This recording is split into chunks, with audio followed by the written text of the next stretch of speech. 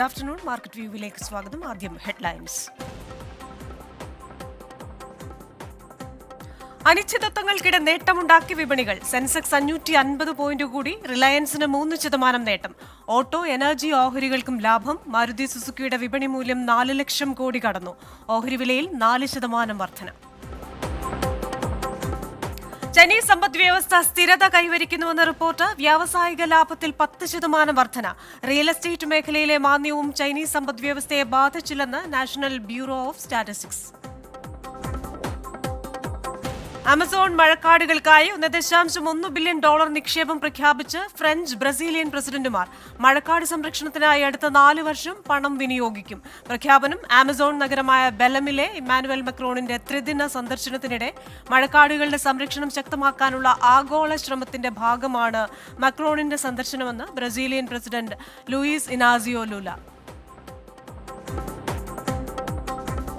Baltimore കപ്പലപകടത്തെ തുടർന്ന് ചരക്ക് നീക്കം തടസ്സപ്പെട്ടു. ബാൾട്ടിമോർ തുറമുഖം ഇനിയൊരു അറിയിപ്പുണ്ടാകുന്നതുവരെ അടച്ചു. വാഹന കയറ്റുമതിയെ ബാധിക്കും. ചരക്ക് കപ്പലുകൾ വഴിതിരിച്ചുവിടേണ്ടി വരും. ചരക്ക് നീക്കം ചെലവേറിയതാകും. 2.5 ദശലക്ഷം ടൺ കൽക്കരി. ഫോർഡിന്റെയും ജനറൽ മോട്ടോഴ്സിന്റെയും കാറുകൾ, തടി, ജിപ്സം എന്നിവയുടെ നീക്കം തടസ്സപ്പെടുമെന്ന് സൂചന. 2024 അതിസമ്പന്നരുടെ പട്ടിക പുറത്തിറക്കി ഹുറൂൺ റിസർച്ച് ഇൻസ്റ്റിറ്റ്യൂട്ട്. $231 ബില്യൺ ആസ്തിയോടെ ടെസ്ല സിഇഒ ഇലോൺ മസ്ക് പട്ടികയിൽ ഒന്നാമത്. $158 ബില്യൺ ആസ്തിയുമായി മാർക്ക് സക്കർബർഗും 123 ബില്യൺ മുൻ ഗൂഗിൾ സിഇഒ ലാറി പേജും എലൈറ്റ് ടോപ്പ് 10-ൽ. $115 ബില്യൺ മുകേഷ് അംബാനി പട്ടികയിൽ 10ാമത്. അംബാനിയുടെ ആസ്തിയിൽ 40% വർധന.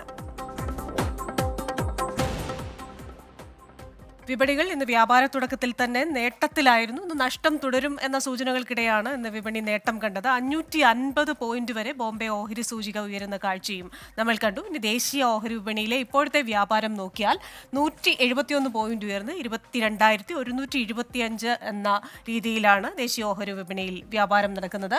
ബാങ്കിംഗ്, ഫിനാൻഷ്യൽ സർവീസ് സെക്ടർ ഇന്ന് മികവിലാണ് എന്ന് പറയേണ്ടി വരും. അതിനുശേഷം ബോംബെ ഓഹരി വിപണിയിലേക്ക് പോയി കഴിഞ്ഞാൽ 619 പോയിന്റ് ഉയർന്ന് 73,100 എന്ന ലെവലിലേക്ക് വീണ്ടും വന്നിരിക്കുകയാണ്. 72,000-ലും 71,000-ലും ഒക്കെ ആയിരുന്നു കഴിഞ്ഞ ദിവസങ്ങളിൽ ഓഹരി വിപണിയിൽ വ്യാപാരം. പക്ഷേ ഇന്ന് അത് 73,000 എന്ന് പറയുന്ന ആ നിലയിലേക്ക് എത്തി. ദേശീയ ഓഹരി വിപണി 22,000-ന് മുകളിലും വ്യാപാരം തുടരുകയാണ്. ഇനി ഡോളർ രൂപ വിനിമയ നിരക്കിലേക്ക് വന്നു കഴിഞ്ഞാൽ 1 പൈസ കൂടി 83 രൂപ 32 പൈസ എന്ന നിലയിലാണ്. രാവിലെ 83 രൂപ 31 പൈസ കൊടുത്താൽ $1 കിട്ടുമായിരുന്നെങ്കിൽ ഇപ്പോൾ 83 രൂപ 32 പൈസ ലാണ് ഡോളറിൻ്റെയും രൂപയുടെയും വ്യാപാരം നടക്കുന്നത്. ഇന്നത്തെ വിപണി വിശകലനത്തിനായി നമ്മോടൊപ്പം ഉള്ളത് കെ വി സാമുവലാണ്, ഡയറക്ടർ DBFS.